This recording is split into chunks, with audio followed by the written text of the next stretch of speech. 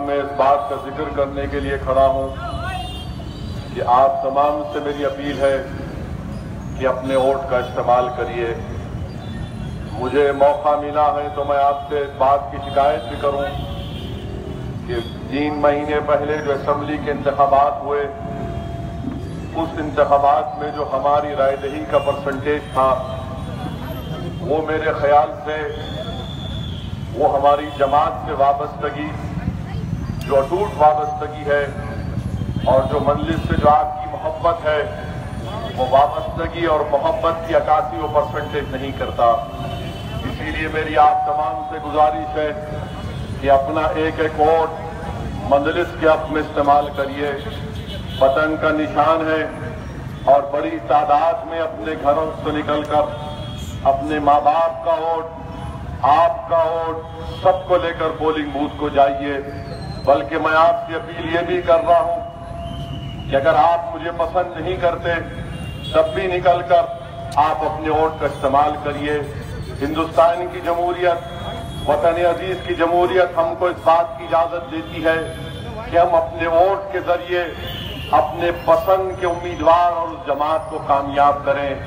اگر آپ اپنے ووٹ کا استعمال نہیں کریں گے اور یہ سمجھیں گے کہ بھائی مجلس جیت رہی ہے، اسد صاحب جیت رہے ہیں، یا کوئی بزرگ کہیں گے نہیں میرا بیٹا تو جیت گیا، یا کوئی نوجوان یا پھر میری عزت دار ماں کہے گی کہ نہیں میرا بیٹا جیت رہا ہے، میں ان ضعیف ماں باپ سے، ان بزرگوں سے، ان نوجوانوں سے میں آپ سے اپیل کر رہا ہوں کہ آپ جب تک نکل کر پولنگ بوتھ کو جا کر اپنے ووٹ کا استعمال نہیں کریں گے، وہ آپ کی محبت اسی وقت ثابت ہوگی جب آپ پولنگ بوتھ کو جا کر اپنے ووٹ کا استعمال کریں گے۔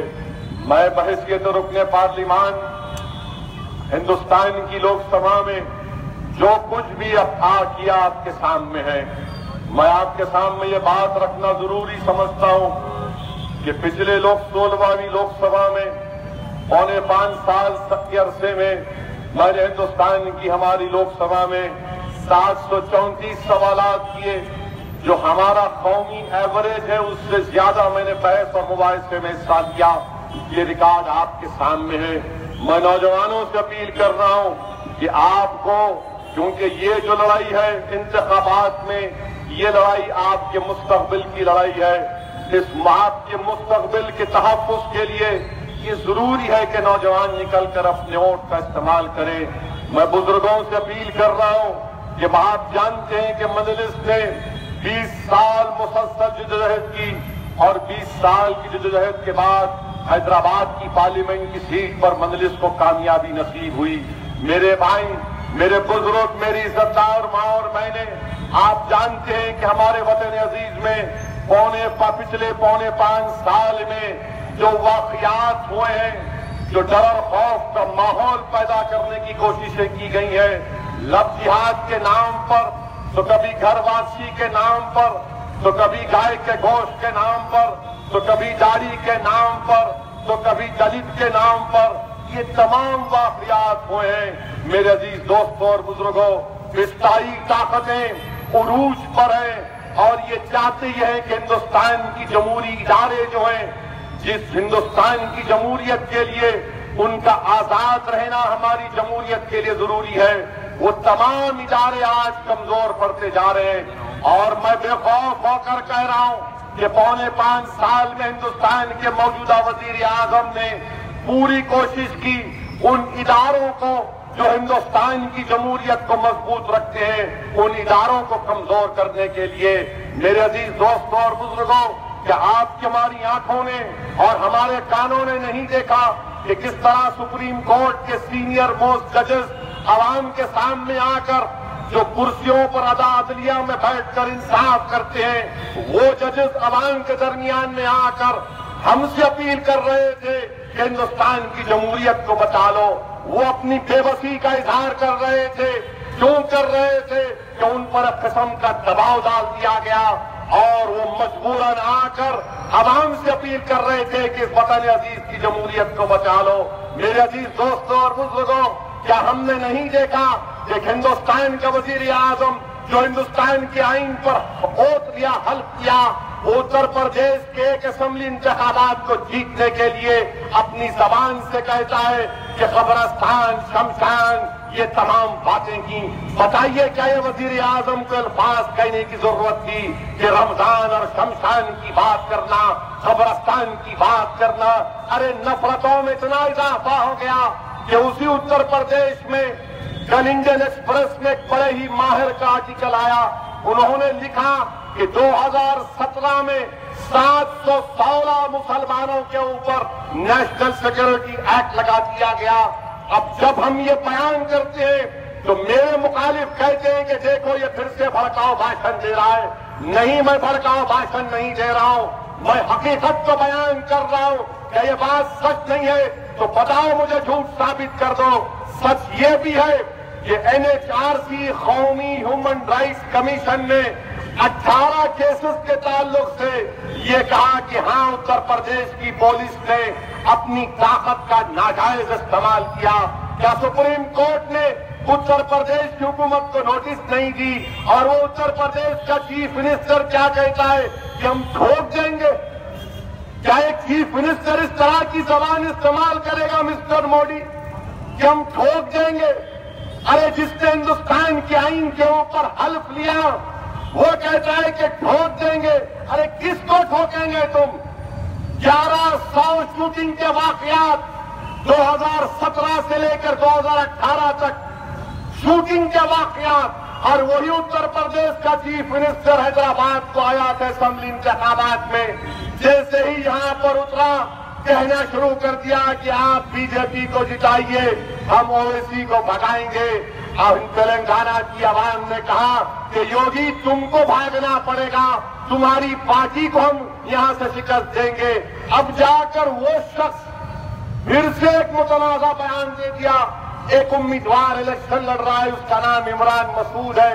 عمران مسعود کے بارے میں کہہ دیا کہ اس کا تعلق وہ شیطان اظہر مسعود سے ہے، بلکہ اخبار میں آئے کہ وہ اس کا کچھ رشتے کا داماد بھی ہے. اتر پردیش کے چیف منسٹر، آپ کو بڑی فکر دامادوں کی، آپ کو یوگی ہے نا، آپ کو بڑی فکر. اور اگر وہ مسعود اظہر کا رشتے دار ہے تو آپ نے کیوں نہیں ٹھوکا اس کو؟ ٹھوکنے کی ذمہ داری آپ لیے تھے نا. کیسے الیکشن لڑے گا وہ؟ مقصد کیا ہے؟ نفرت پیدا کرنا. مقصد کیا ہے کہ جس کا نام عمران مسعود، جس کا نام مسعود، اس کو ملا دینا. یہ نفرت ہے. الیکشن کمیشن کی سے ہم گزارش کرتے ہیں اس کیس کا نوٹ لیں.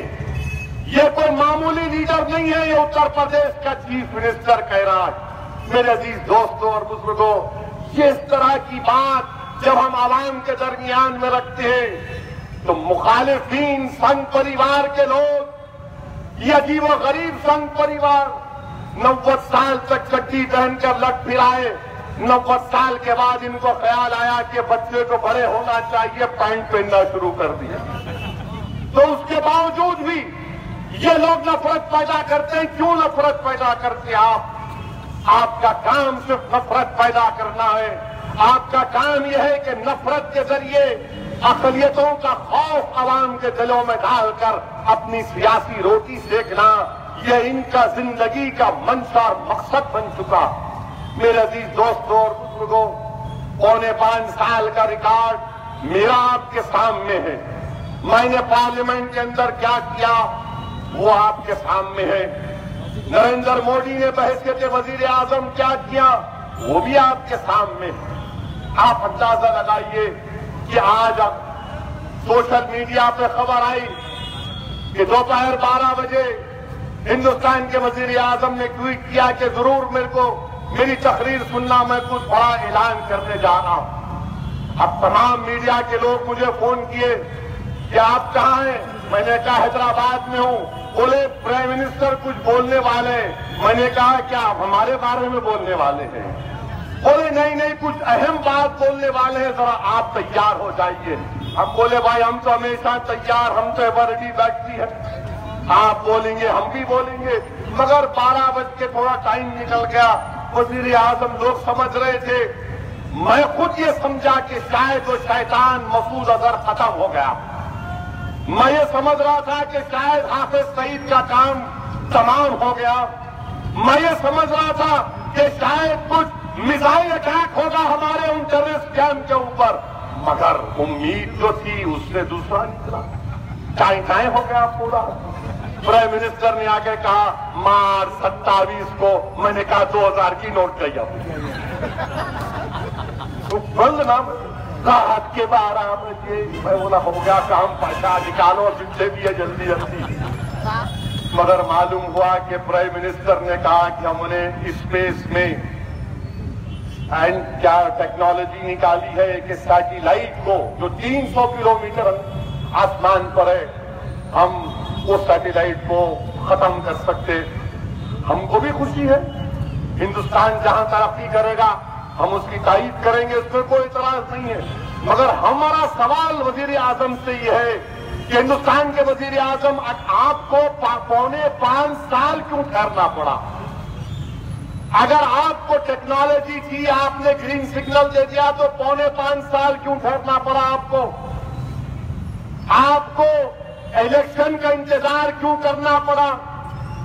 آپ کو کیوں 27 مارچ 2019 کا انتخاب کرنا پڑا جبکہ کوڈ آف کنڈکٹ ضابطۂ اخلاق نافذ ہے؟ کیا آپ نے کچھ آسپیشیس ٹائم نکالا تھا کیا؟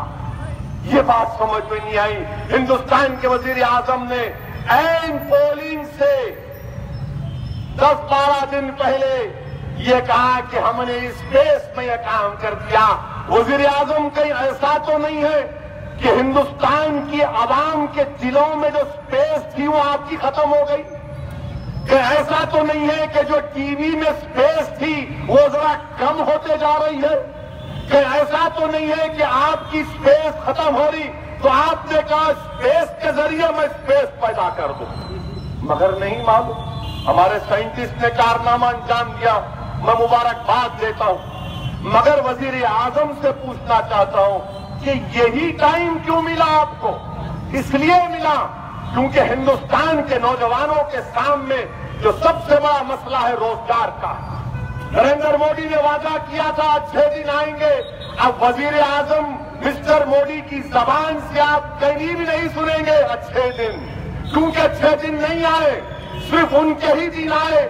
نوجوان برباد ہو گیا، غریب پریشان ہو گیا، مگر اب کبھی وزیر اعظم اب الیکشن میں جا کر نہیں بولیں گے 6 دن آئے تو وہاں سے آواز آئے گی تو جلدی چلے جا۔ 6 دن نہیں آئے۔ وزیر اعظم نے وعدہ کیا تھا 2014 میں 2 کروڑ نوکریاں دوں گا، کہاں ہیں 2 کروڑ نوکریاں؟ وزیر اعظم آج بھی ہندوستان کا نوجوان آپ سے پوچھ رہا ہے جب آپ اسپیس کے سیٹلائٹ کو برباد کر سکتے تو کیوں نہیں آپ نوکریاں پیدا کر سکتے؟ آپ جب اسپیس کے سیٹلائٹ کو برباد کر سکتے آپ نوکریاں کیوں نہیں پیدا کر سکتے؟ اگر آپ اسپیس میں جا کر سیٹلائٹ کو مار سکتے تو مسعود اظہر کی لاش ہم کو کیوں نہیں دکھا سکتے آپ؟ وہ حافظ سعید جس نے ممبئی کے روڈوں پر ہوٹلوں پر 26/11 میں معصوم ہندوستانیوں کو ختم کیا، کیوں نہیں آپ اس کو مار سکتے؟ بتاؤ ہندوستان کے وزیر اعظم، یہ 56 انچ کا سینہ جو آپ کا ہے، کیا اس میں چین سے ڈر کیوں ہے آپ کو؟ چین سے کیوں ڈرتے آپ؟ چین کے صدر کو آپ احمد آباد بلا کر جھولے پہ بٹھائے تھے، ندی کے کنارے، موسم سہانا، وزیر اعظم اور چین کا صدر بیٹھے ہوئے جھولا دے رہے جھولا جھول رہے، انہیں بھی چینی بولا ارے اچھا ہے پاشا جھولا دیوا جھولنے دو، ہوا لیں گے۔ مسعود اظہر کا شیطان کا نام آیا، چین نے کہا نہیں کریں گے، ہولڈ کریں گے۔ ہندوستان کے وزیر اعظم کے کیا کہا؟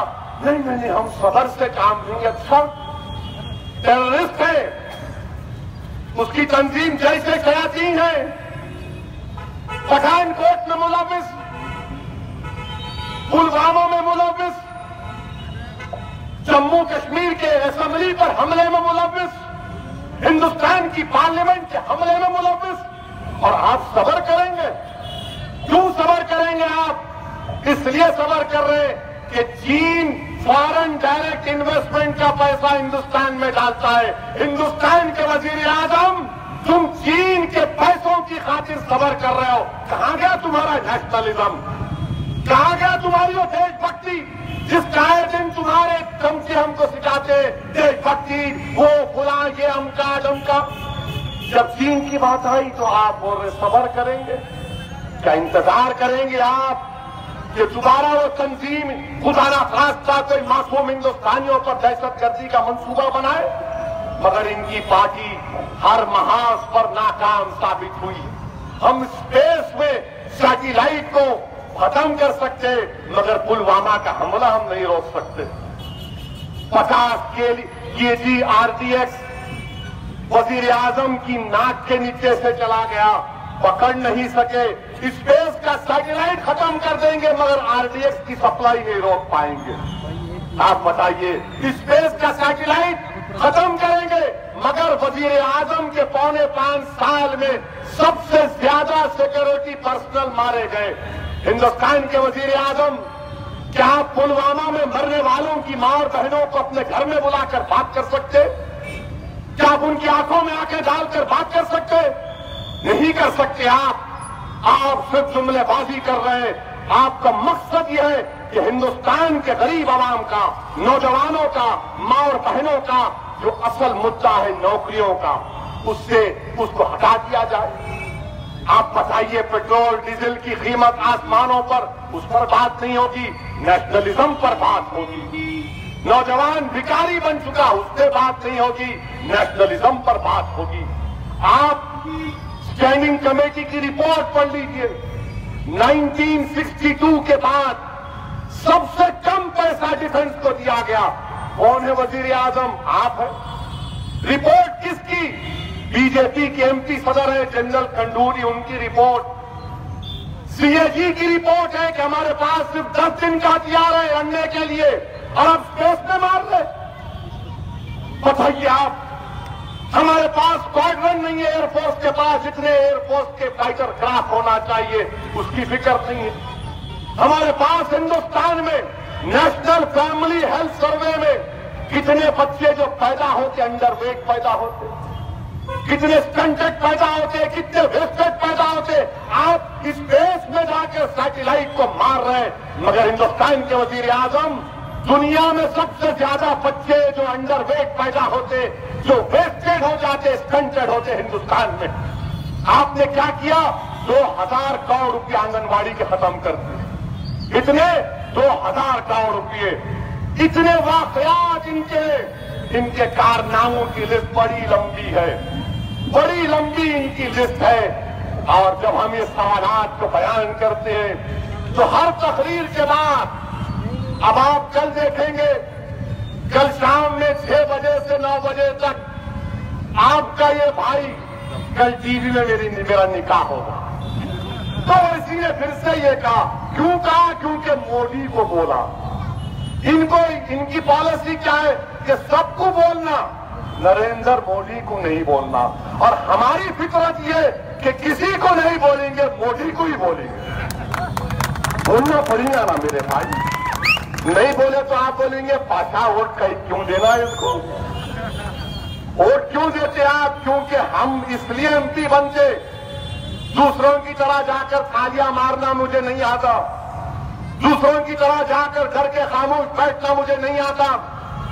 मैं दूसरों की तरह जाकर सिर्फ देखकर सर को हिलाकर नहीं आ सकता। मुझे आवाम ने इसलिए मुंतखब किया कि तुम जाओ, तुम जाकर मजलूमों की आवाज बनो, तुम बच्चों के मुस्तकबिल के लिए लड़ो, तुम हिंदुस्तान की जमहूरियत को मजबूत करो, तुम हिंदुस्तान के दस्तूर जिसको अम्बेडकर ने बनाया उसको इस्तेमाल करो, हिंदुस्तान की जमहूरियत को मजबूत करो। मेरा काम तो यही रहा है, मेरा काम तो यही रहा है। मेरे अजीज दोस्तों और बुजुर्गों, मुझे 2004 जब मैं MP बनकर दिल्ली जा रहा था तो मरहूम कायद सालार मिल्लत ने मुझे बुलाया और बुलाकर मुझसे कहा कि कहां जा रहे हो? मैंने कहा मैं दिल्ली जा रहा हूं पार्लियामेंट में। तो कायद ने कहा बैठो। मैंने कहा कि टाइम हो रहा है, तो गरजदार आवाज में कहा कि बैठ जाओ। और जब सालार की गरजदार आवाज के सामने सब बैठ जाते, ہم بیٹھ گئے تو مرحوم قائد نے مجھے 2 باتوں کی نصیحت کی، جس کو میں نے اپنے دل و دماغ پر اس کو اپنے رکھ لیا ہے۔ مرحوم قائد نے کہا کہ یاد رکھو دلی بڑی چکنی جگہ ہے، بڑے بڑے لوگوں کے پیر پھسلتے وہاں پر۔ اور دوسرا سالار نے کہا کہ جب تم پارلیمنٹ کے اندر جاؤ گے تو یاد رکھو میں نے 20 سال ایمانداری کے ساتھ، اخلاص کے ساتھ اور بے خوف ہو کر میں نے عوامی مسائل کو اٹھایا، میں امید کرتا ہوں کہ تم اسی طرح کام کرو گے۔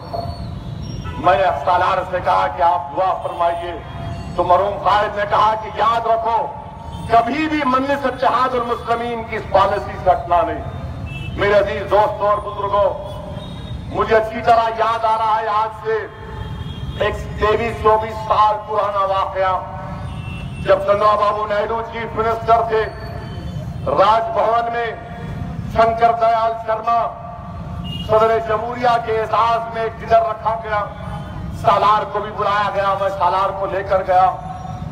ہم جب کھانا کھا رہے تھے تو تیلگو دیشم کی حکومت تھی، کوئی سامنے سے ایک منسٹر نے سالار سے کہا کہ سالار آپ کا یہ بیٹا، بلکہ آپ کے دونوں بیٹے بڑے قابل ہیں، اگر اسد صاحب کوئی دوسری پارٹی میں رہتے تو بہت ترقی کرتے۔ تو میں نے دیکھا کہ سالار کھانا چھوڑ دیے، کھانا چھوڑ کے بالکل۔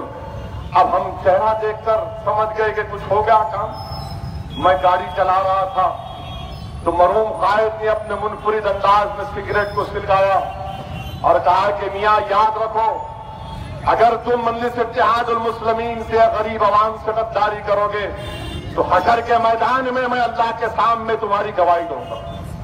مرحوم قائد نے کہا کہ تعریفیں بہت ہوں گی، تم کو لوگ تعریف کر کے تم کو بھٹکانے کی کوشش کریں گے، مگر یاد رکھو یہ جماعت ہی سب کچھ ہم کو دیا، اس جماعت نے ہم کو دنیا میں پہچان دی، اس جماعت نے ہم کو موقع دیا مظلوموں کی خدمت کرنے کا۔ میرے عزیز دوستوں اور بزرگوں، یہی میری زندگی کا نصب العین۔ مجھے کچھ نہیں آتا، میں کوئی بڑا سیاستدان نہیں ہوں، سیاستدان اکبر الدین اویسی ہے، احمد پاشا قادری ہے، جنہوں نے سالار ملت کے قدموں میں بیٹھ کر سیاست سیکھی، میں نے بھی سیکھی، میں آج بھی سیکھنے کی کوشش کر رہا ہوں۔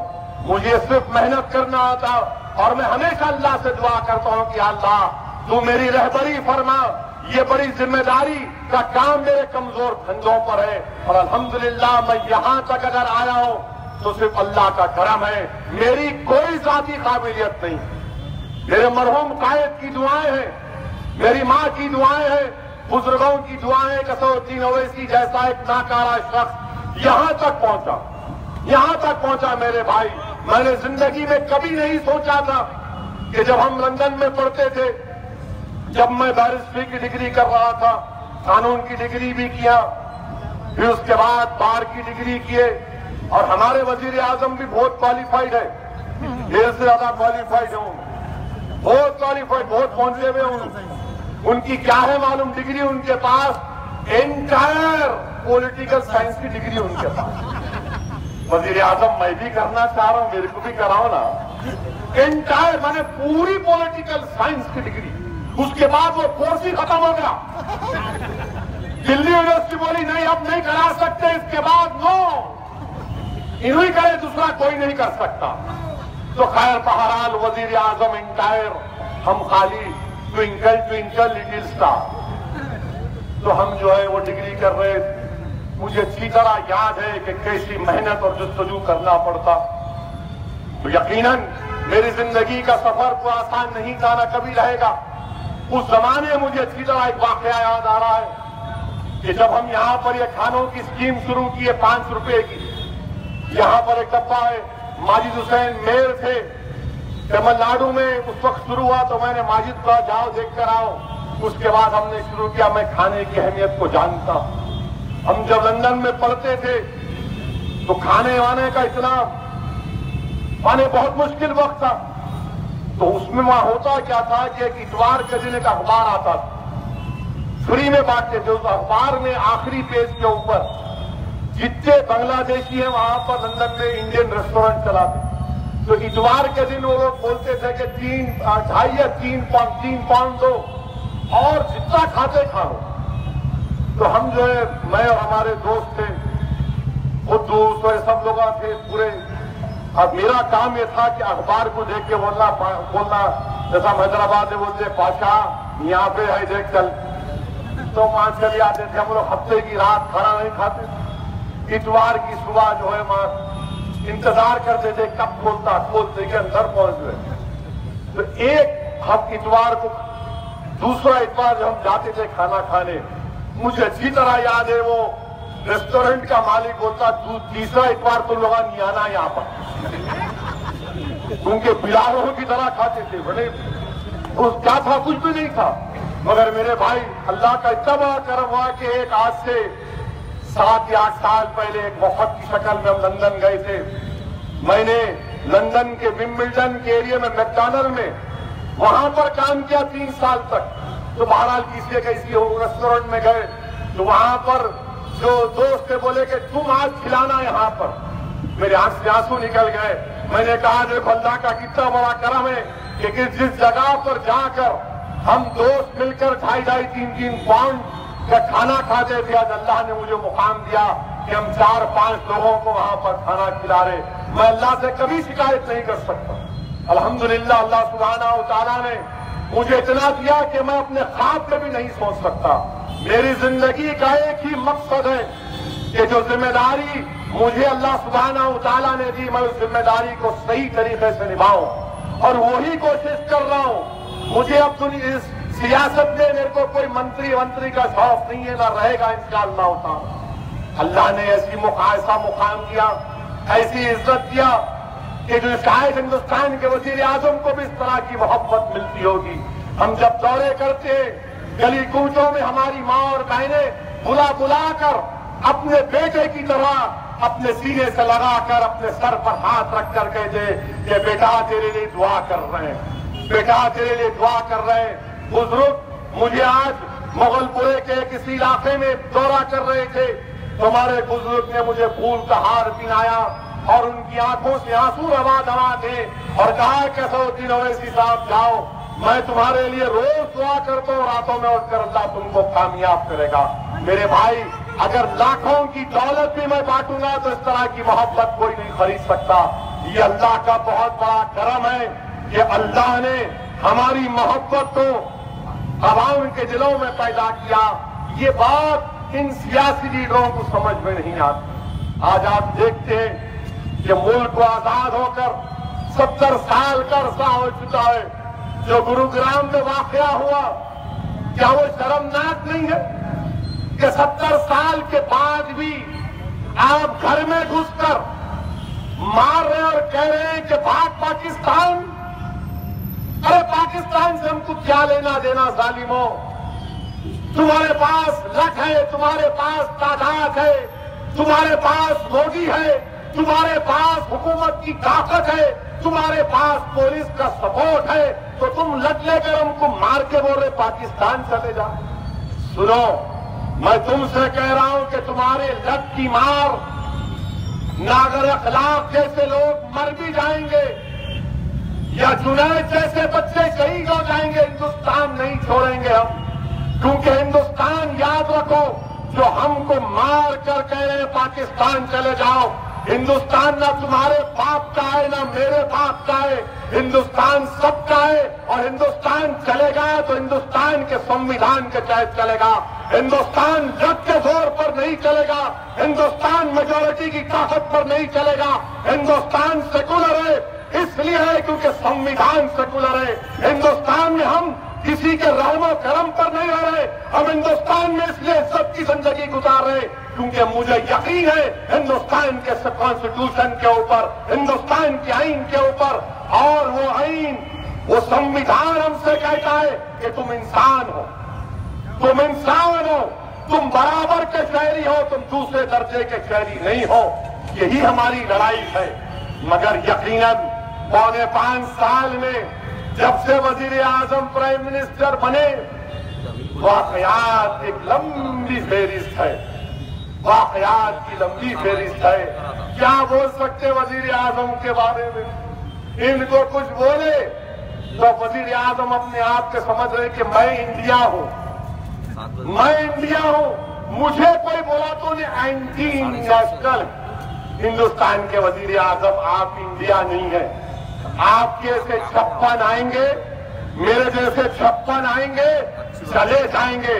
आपकी पहचान मेरी पहचान इंडिया से है, और मुझे और आपको जो बराबरी का रुतबा दिया वो कॉन्स्टिट्यूशन ने दिया। आप वजीर आजम हो सकते, कल नहीं रहेंगे इंशाअल्लाह, आप जाएंगे जरूर इंशाअल्लाह ताला।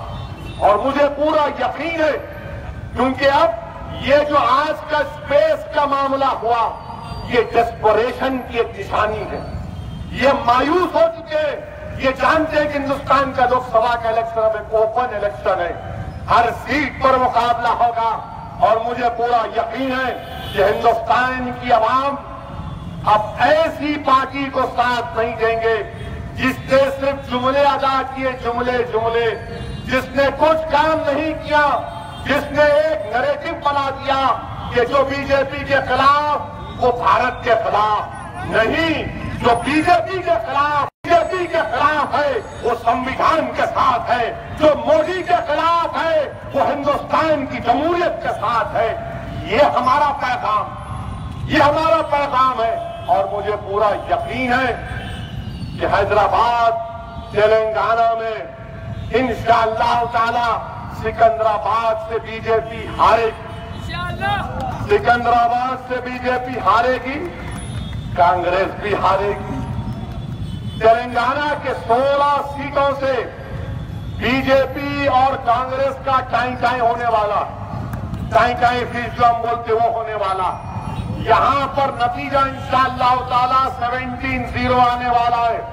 हिंदुस्तान के वजीर आजम, हम आपको ऐलान कह रहे हैं कि इंशाअल्लाह ताला सिकंदराबाद की सीट आप हारेंगे, तेलंगाना में एक सीट नहीं जीतेंगे, आंध्रा में नहीं जीतेंगे, तमिलनाडु में नहीं जीतेंगे, केरला में नहीं जीतेंगे, कर्नाटका में शायद थोड़ा बहुत क्यों आगे पीछे रहेगा, मगर साउथ में 135 सीट जाए इंशाअल्लाह ताला।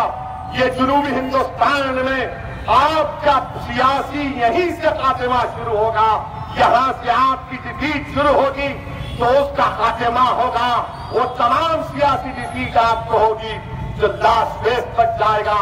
मैं आपसे अपील कर रहा हूं कि डरने और घबराने की जरूरत नहीं है। हिंदुस्तान की तारीख का ये एक नायाब वजीर आजम, नायाब। अब इनको हो सकता है कि नोबेल प्राइज मिल जाएगा साइंसदान का। आप कभी, मैं बार बार बोलता हूं किससे, प्राइम मिनिस्टर क्या बोले, गंदी नाली है, गैस निकल रही, उसने जुगाड़ किया, अजीब और गरीब, अने न्याबी नाला है, आते निकालो गैस, चाय बनाओ, हमारे को बना के दिखाओ। अरे कुछ नहीं, कभी बोले मैं चाय वाला, हम बोले कोई बात नहीं, बुरी बात नहीं है। फिर बोले मैं मां गंगा का बेटा हूं, यकीनन हो आप होंगे। बोले मैं फकीर हूं, तो हमने कहा वो तो नजर नहीं आते। फिर कहा मेरा काम क्या, मैं चले जाऊंगा, हमने कहा जरूर जाएंगे, सब जाएंगे दुनिया से। अब जाके बोल रहे मैं चौकीदार। अरे कैसे चौकीदार है आप? मक्का मस्जिद का बम ब्लास्ट, ख्वाजा अजमेरी के आस्थाने में बम ब्लास्ट, समझौता बम ब्लास्ट, मगर जितने एक्यूज थे वो आपके महबूब, आप उनको बचाना चाहते हैं। बहरहाल मेरे अजीज दोस्तों और बुजुर्गों, अपने के वोट का इस्तेमाल करिए, अपनी पार्टी को कामयाब करिए।